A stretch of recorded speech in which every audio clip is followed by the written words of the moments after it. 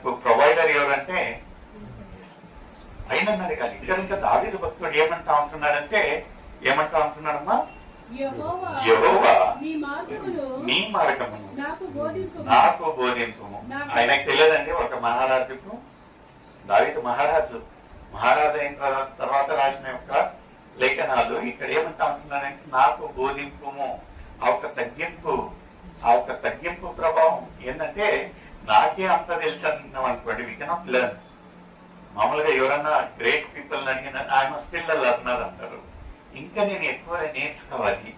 ఇక్కడ ఒక మహారాజు నానంటే నిపుణుడు, అందరికి తీర్పులు తీర్చే ఒక సమర్థుడు.